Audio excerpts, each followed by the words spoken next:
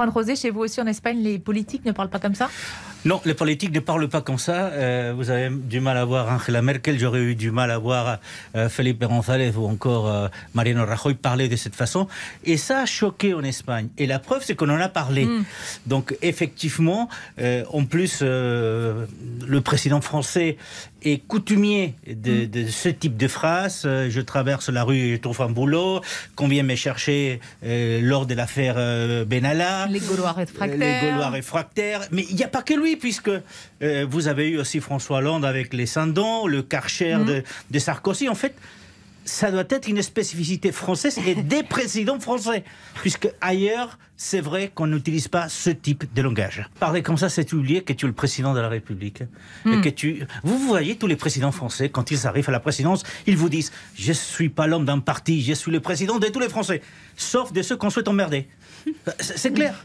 Donc en fait, il oublie quelque part qu'il était le président de tous. Peut-être que c'est stratégique parce qu'on est en élection. Peut-être effectivement que c'est plutôt l'homme politique ou le candidat qui a parlé plus que le président. En espagnol?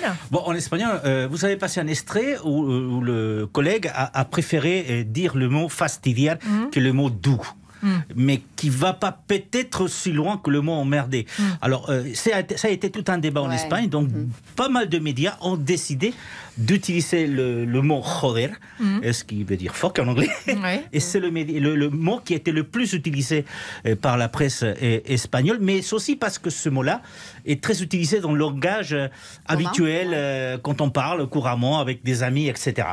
Donc, effectivement, c'est plutôt ce terme-là, mais ça a été tout un débat. Alors, les Espagnols disent quand même beaucoup des gros mots, avec une différence par rapport aux Français, c'est que nous, quand on baise la vitre, on ne dit pas bonjour et au revoir. Donc, on dit directement le gros mot. Mais je pense que dans le langage de tous les jours, celui populaire, entre guillemets, et on dit quand même beaucoup des gros mots, et je pense que c'est peut-être plus que ceux qui disent le français.